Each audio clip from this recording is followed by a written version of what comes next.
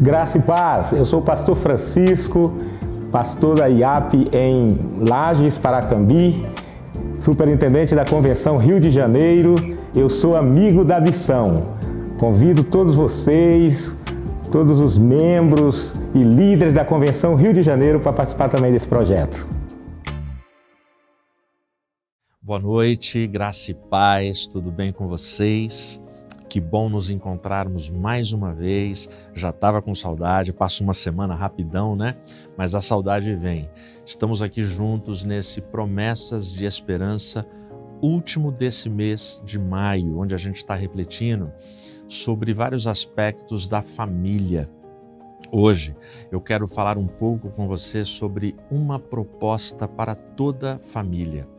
Uma proposta essencial para a sua família. Bom, enquanto você se prepara, pega a sua Bíblia, vai compartilhando o link dessa transmissão com seus familiares, com seus filhos, esposa, marido, vizinho, parentes distantes, de longe, de outro país, por que não? Convida todo mundo para participar. Nesse ato de convidar, incentiva todo mundo a se inscrever no canal, na TV Viva a Promessa. Se inscreve nesse canal, ativa o sininho para você receber todo o link, seja um amigo da missão aqui da TV Viva a Promessa, para manutenção de toda a produção que tem sido feita com muito carinho para ser entregue a cada um de vocês. Tá bom? Deixa aí também a cidade, digita a cidade de onde você está acompanhando, assistindo, vai deixando o seu pedido de oração, seus comentários, é muito importante para o nosso crescimento e engajamento aqui nas mídias sociais. E não esquece de deixar o seu like, de deixar o seu joinha aí na transmissão também aqui no YouTube, tá bom? Já já então a gente volta para refletirmos sobre uma proposta para toda a família.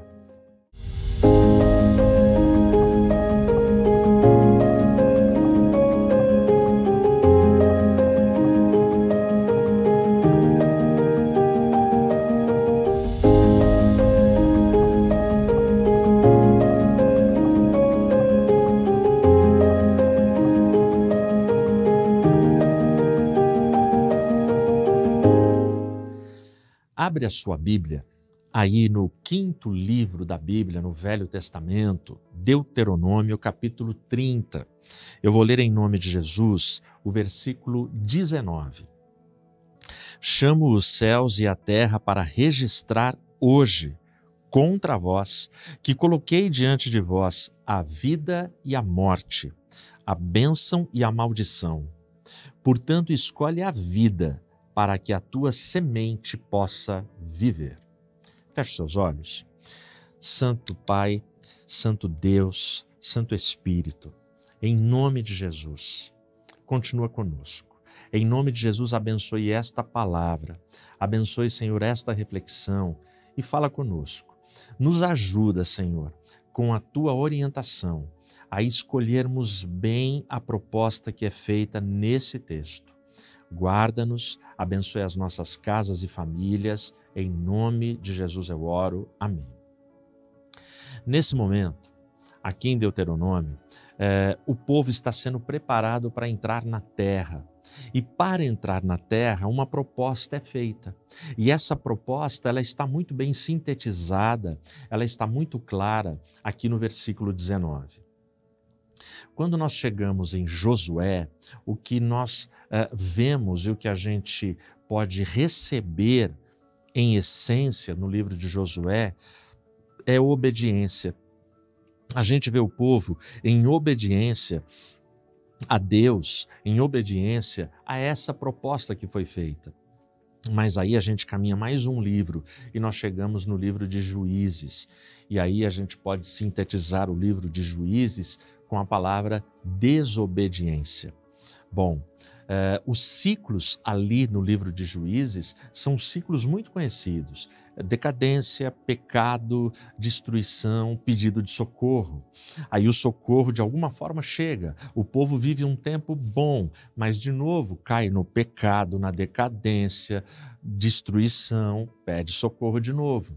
Bom, para ajudar esse povo, Deus levanta juízes. Se você ler o versículo 16 do capítulo 2 do livro de Juízes, está muito claro ali que Deus levantou juízes para ajudar aquela nação. Dentre os juízes famosos, nós encontramos Débora, Gideão, Sansão. São juízes com os quais a gente tem uma certa intimidade de tanto ouvir falar deles. Mas o fato é que, apesar dos juízes, a decadência, o volume, a quantidade, a prática de pecado naquela fase da história da nação são intensos, muito grandes. Tanto é que a síntese do livro é o último versículo do último capítulo. Naqueles dias não havia reis em Israel e cada um fazia o que achava certo aos seus próprios olhos. Imagina a Babilônia, a confusão, a bagunça, a falta de ordem, quando cada um faz aquilo que bem entende, aquilo que é certo e abraça a sua verdade. Muito parecido com o que a gente vive hoje na pós-modernidade, na pós-verdade, onde os absolutos foram destruídos e onde cada um abraça a sua verdade, e aí a gente vive esse caos institucional, espiritual, comercial, de entretenimento, de tudo. A gente vive um verdadeiro caos.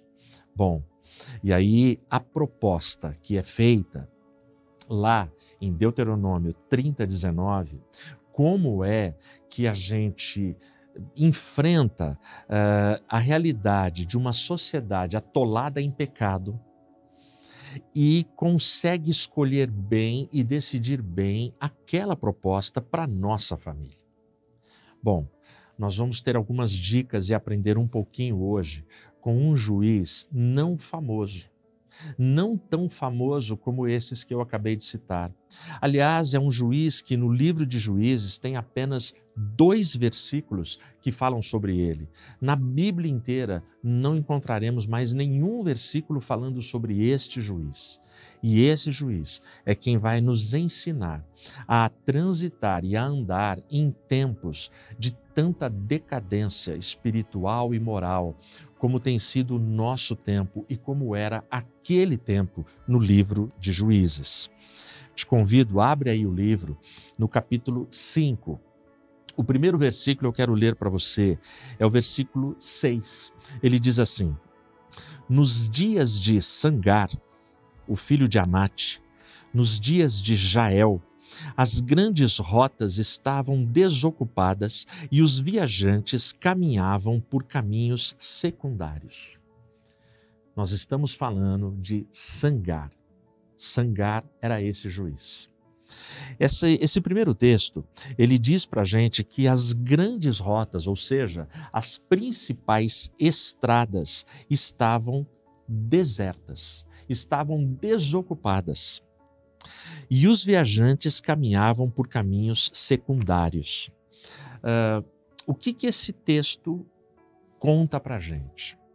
Um país, uma nação, ela perde o poder e o controle das suas estradas quando esta nação está fragilizada, quando não tem liderança, quando não tem ordem, quando ninguém respeita nada, quando o caos tomou conta da nação, quando o caos tomou conta de todas as coisas.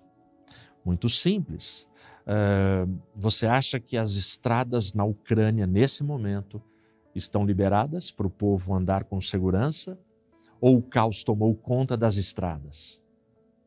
Ou as estradas estão desertas? Percebe?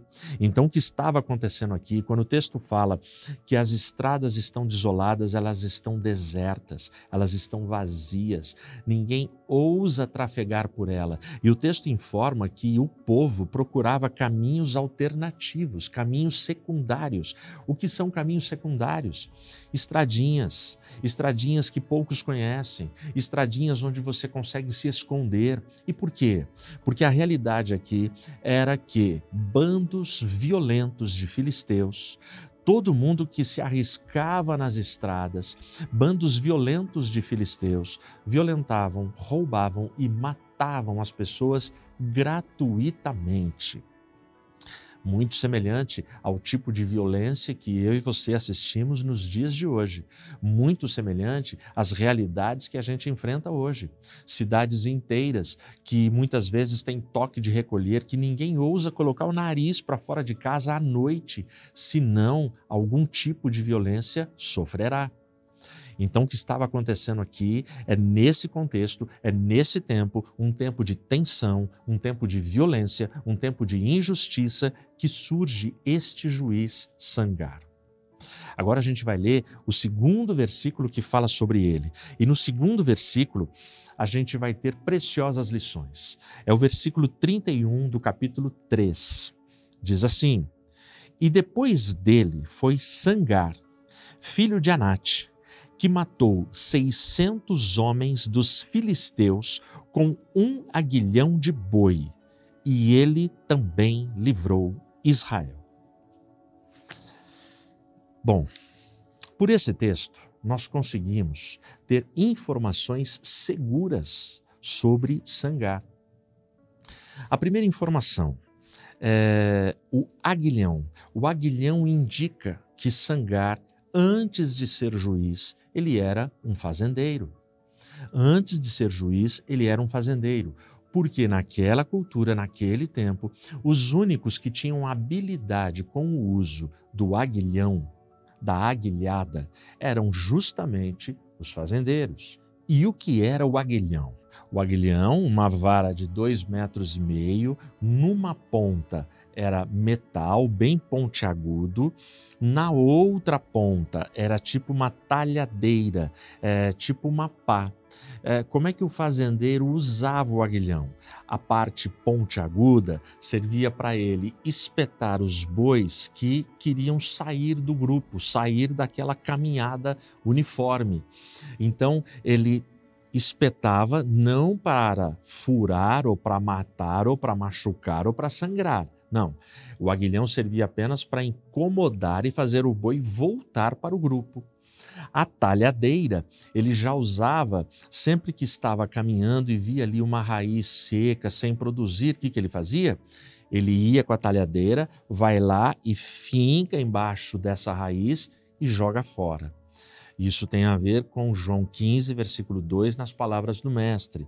Todo ramo que está em mim e não dá fruto é arrancado e jogado fora. Portanto, nós temos aqui o Sangar como um fazendeiro. Ele é um fazendeiro e tem habilidades com o aguilhão. Bom, o que a gente aprende somando esses 2 versículos? 2 lições. Primeira, Sangar não enrolou. Sangar, ele está vivendo num país em crise, num país atolado em pecado, e Sangar, ele não se vitimiza, ele não fica lamentando e ele não fica falando que não tem recursos. Ele tem um aguilhão. O que ele tinha era um aguilhão. Moisés ouviu essa pergunta: o que você tem nas mãos? Moisés respondeu: uma vara. Era o cajado, ele tinha um cajado. Davi, o que você tem nas mãos? 5 pedrinhas. Garoto, o que você tem nas mãos? 5 pães e 2 peixes. Sangar, o que você tem nas mãos? Um aguilhão. Eu imagino que teve um momento naquela crise institucional, naquela crise decadente espiritual, naquela crise nacional, que Sangar, ele olhou de lado como fazendeiro, olhou para o seu aguilhão, 2,5 metros e falou: opa, eu domino essa ferramenta, eu sei manusear essa ferramenta. E é o recurso que eu tenho, e eu vou tentar fazer o meu melhor com o que eu tenho. Então ele não enrola. Outra coisa, lembre-se, quando ele toma essa decisão, ele ainda é um fazendeiro, ele não é ainda um juiz. Talvez, se Sangar nunca tivesse arregaçado as mangas e tivesse feito o seguinte lamento: bom, eu só sou um fazendeiro, então o que está acontecendo no país não tem nada a ver comigo, não é responsabilidade minha, não me afeta.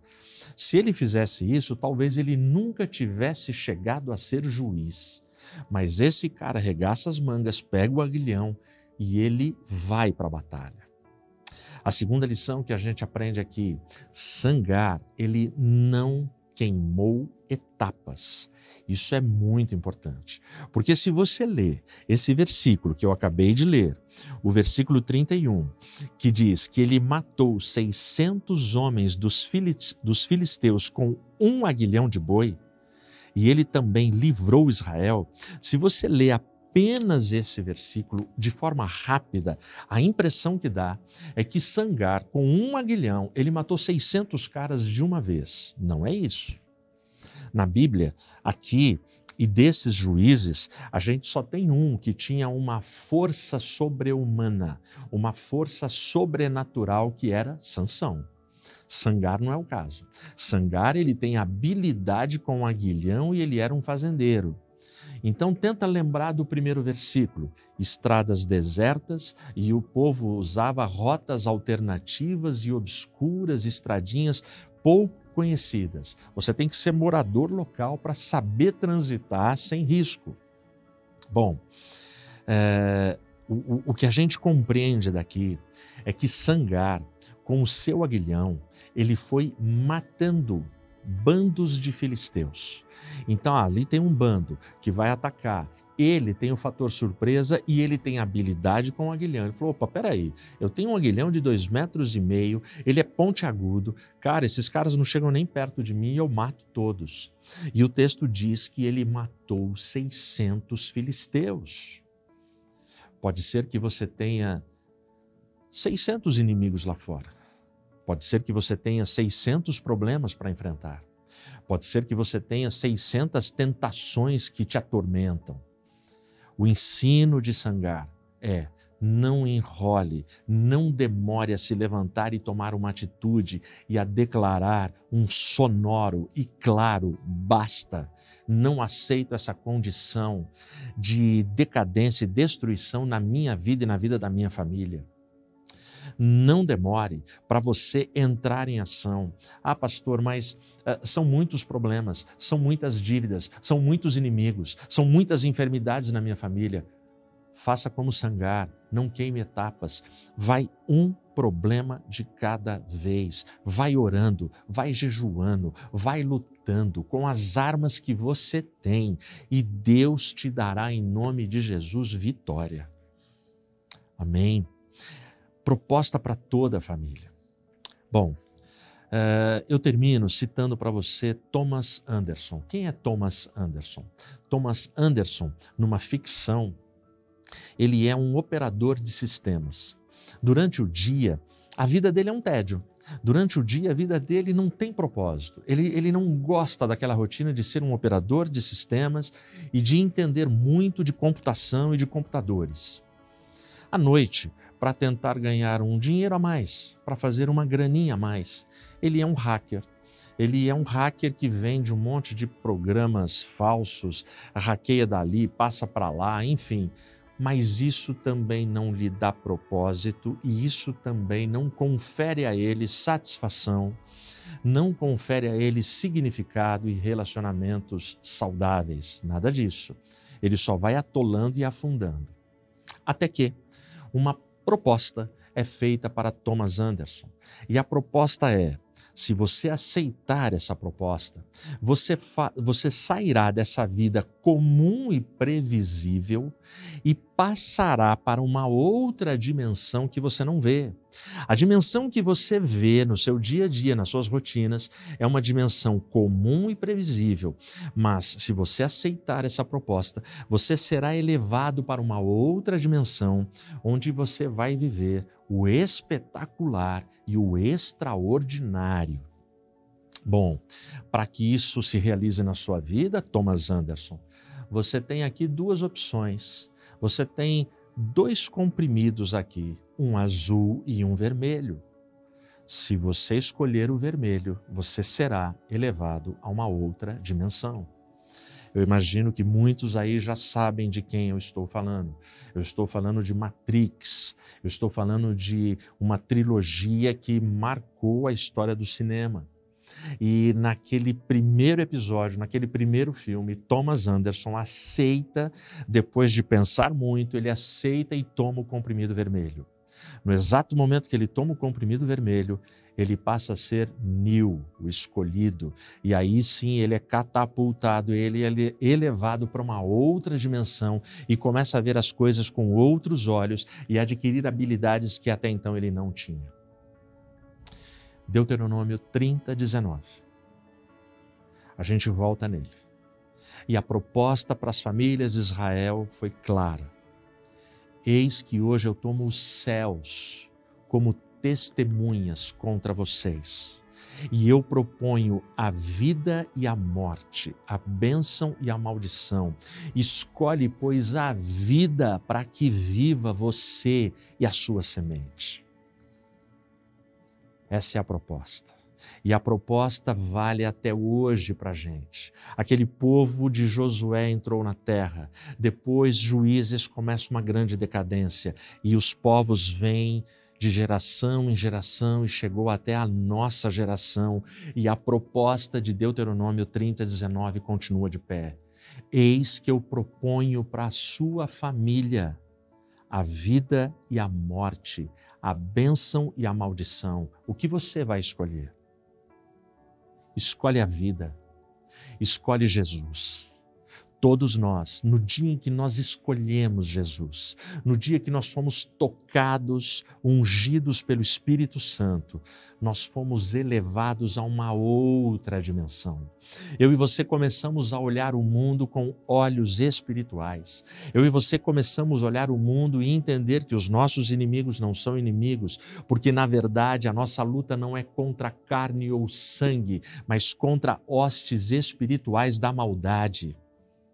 Portanto, os nossos inimigos são pessoas que carecem das nossas orações, da nossa misericórdia, de que a gente entenda que eles podem ter um grande plano nos propósitos de Deus e podem ser transformados, curados, perdoados e salvos para a glória de Deus Pai. Portanto, quando a nossa família recebe a Cristo, a nossa família é elevada a uma outra dimensão. E nesta outra dimensão, finalmente, nós ouviremos o chamado e a frase que marcará a nossa história sobre esta outra dimensão. Vinde, benditos de meu Pai, e possuí por herança o reino que vos está preparado desde a fundação do mundo. Portanto, sim, existe uma outra dimensão preparada antes da fundação do mundo. Para entrar nela, não é uma pastilha, um comprimido vermelho. Para entrar nela é receber o sangue vermelho do Cordeiro, o sangue de Cristo que foi derramado na cruz, porque o sangue de Jesus tem poder para destruir todas as obras da maldade contra a sua família, contra a minha família, contra a nossa jornada e caminhada. Caminhe numa nova dimensão. Aceite a proposta do Evangelho. Escolha a vida, escolha a bênção, escolha Cristo para você e a sua casa. Em nome de Jesus. Amém.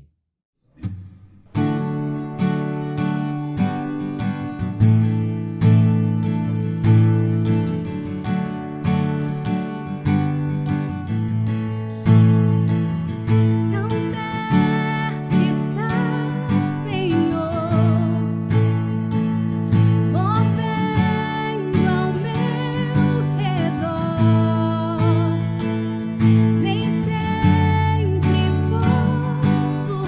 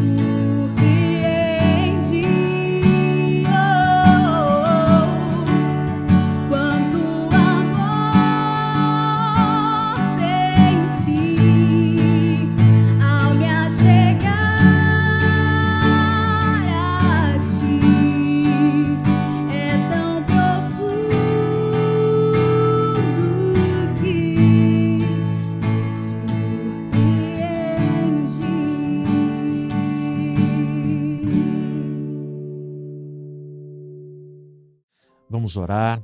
Muito legal estarmos juntos e muito legal essa caminhada toda falando um pouquinho sobre família durante todo o mês de maio.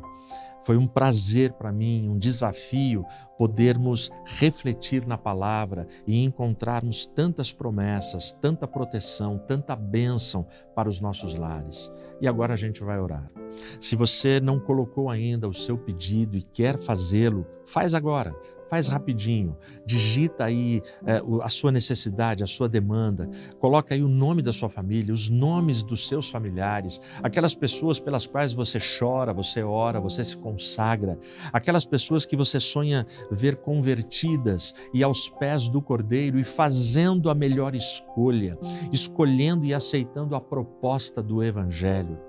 Faz isso agora e digita aí nos comentários para que a gente possa interceder juntamente, tá bom?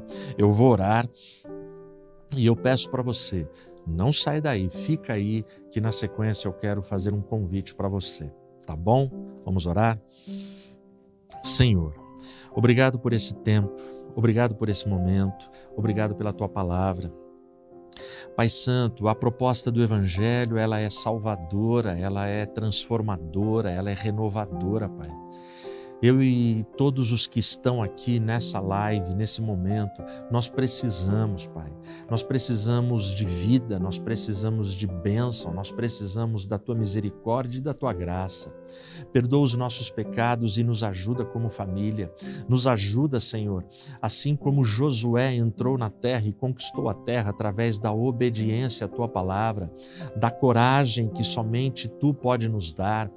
Nos ajuda, Pai. Nos ajuda a sermos fiéis à Tua palavra e podermos ter a Tua presença por onde quer que a gente vá.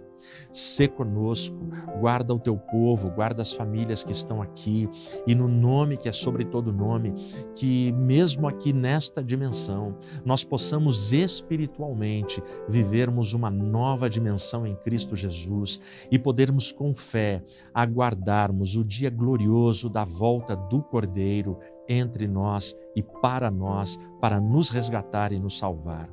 Sê com o Teu povo, sê, Senhor, com cada família, guarda-nos todos, no nome de Jesus eu oro, amém. Amém? O convite que eu quero te fazer, eu venho fazendo ao longo desse mês, está chegando, daqui poucos dias, agora dia 4 de junho, a gente vai ter a nossa live, é o primeiro sábado de junho. A gente vai ter a live falando exatamente sobre o lançamento do meu novo livro, tá bom? Lançamento do meu novo livro e eu queria que você participasse. Onde que vai ser transmitida essa live? No canal Sedimentos, que é o meu canal. Você entra aí no YouTube, digita canal Sedimentos, se inscreve no canal, ativa o sininho e vem com a gente. Vai ser no primeiro sábado de outubro, às 22 horas, às 10 horas, lançamento do meu novo livro. E esse novo livro tem por tema O Reino das Aparências. Eu peço a sua oração por esse livro, por esse novo projeto e peço a sua companhia, a sua presença. Vem com a sua galera para a gente passar um tempo junto. Paz.